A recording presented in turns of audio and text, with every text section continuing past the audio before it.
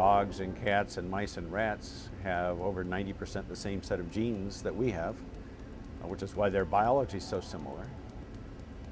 But we have the limitations of our genetic heritage. We make our judgments based on our visual acuity. Our visual system is only good for detecting so much. I see you as an intact individual. I don't see you as 100 trillion cells, because our visual acuity doesn't allow that level of measurement.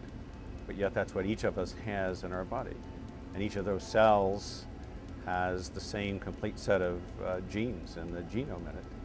And that set of genes is shared, as the biology of that cell structure is shared with every other mammal and most other species on the planet.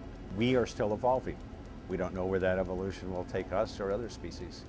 But evolution happens on a so much longer time course than human existence. We've only been around for maybe 100,000 years as a modern species. Evolution takes place over millions and even hundreds of millions of years.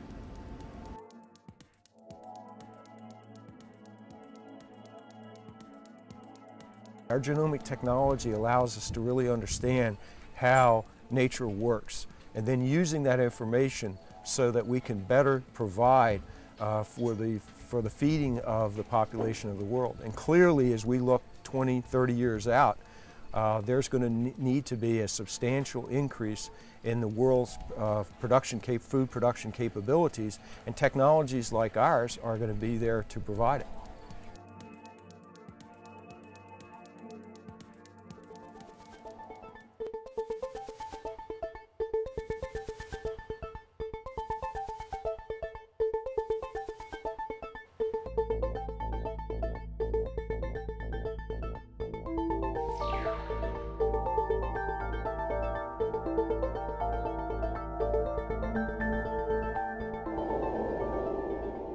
Some knowledge is so dangerous that we just can't give it to everybody.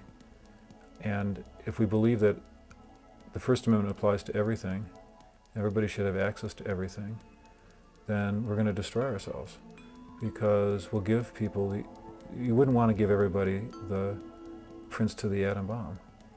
And a lot of the information we're creating is very similar to that in its power, like the sequence for a deadly disease. It's just information. Is it just speech? Should we give it to everybody? I think the answer has to be no. So that means if you have to choose between having civilized outcomes and having an unrestricted First Amendment, you choose civilized outcomes and you restrict the First Amendment. Organizations are always trying to balance how to not infringe on their customers' rights while trying to comply with the law and protect their assets, protect their brand integrity, and protect their other customers. And there's a fine line one has to walk to achieve both. Most people are comfortable with the fact that organizations need to make sure they're not transacting with somebody that they're mandated legally to not do business with. Where consumers and I and anybody in the privacy camp is concerned is, are people going to profile me based on the way I behave, based on the way I transact, based on my skin color or my age or my gender? Are they going to predict that I'm something I'm not? That's called data mining. That in very few cases does that even work. I think the truest form of security that we're going to experience for you and I is when there's transparency, so that we're educated about what people are doing with our data. We can see what people have what data about us. And then we can make decisions about who we want to have which data, and we can, as consumers, choose where to transact. One of the great mechanisms that occurred in our government is FOIA, the Freedom of Information Act. The FOIA mechanism allows anybody to ask our government what they have on them. And you know what? Our government actually answers the mail on those and tells you. That's transparency.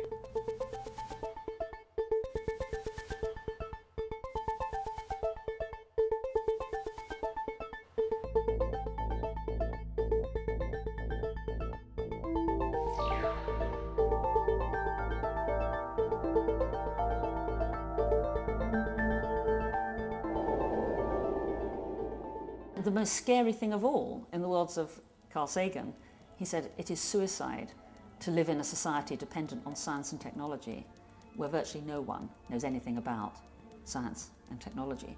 Someone could argue, in fact they have argued, that people were happier in the 1950s than they are now, and that perhaps these material possibilities have opened up expectations that are unrealistic.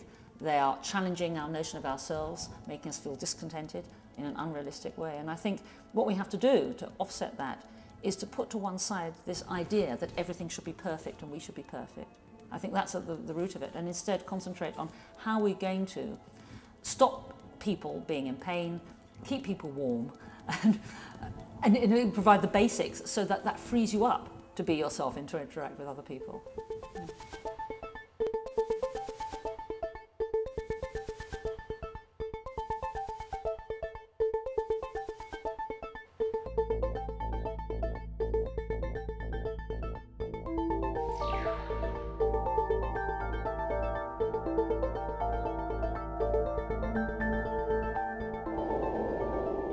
One of the great strengths of the modern university has been the ability to provide a context for specialization. One of the great weaknesses of the modern university is that in that specialization, we have not provided the framework for specialists to engage in interdisciplinary dialogue at the level that's necessary at this moment in our history. What we need to do is not to lose sight of the ideals of liberal arts education, because as we go on, what is clear is that developments in science and developments in technology will have implications globally. Globally, not just simply in the sense of covering the world, but globally also in the sense of affecting developments in social sciences, in the arts, and in the humanities. Various new media are being developed to express art forms.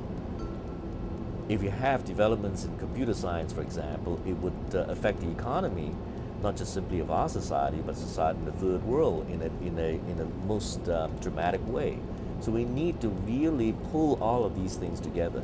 I suspect that in the near term, what we need to do is not to think about problems that are discipline specific, but really problems in and of itself, and to examine various facets of it and facets of that particular problem and put together the teams to address that. Are we going to succeed? We certainly hope so. Could we fail? We might. But one thing is for sure, if we don't try to do it, then in fact we will fail.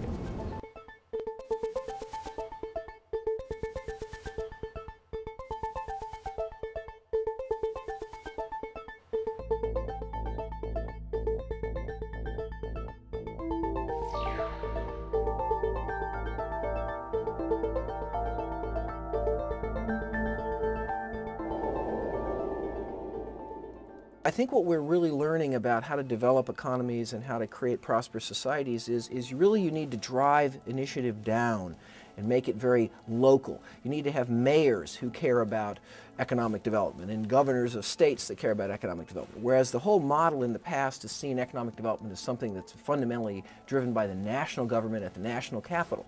The great strength of the United States is indeed the decentralization. The fact that Boston competes with Hartford, and Hartford competes with New York, and New York competes with Philadelphia, and mayors are desperately trying to improve their circumstances, and they make mistakes, but at least there's a dynamism. In other words, what we're starting to find out is that wealth doesn't really come by foreign aid. It can be sparked off by foreign aid. It doesn't even come from foreign direct investment.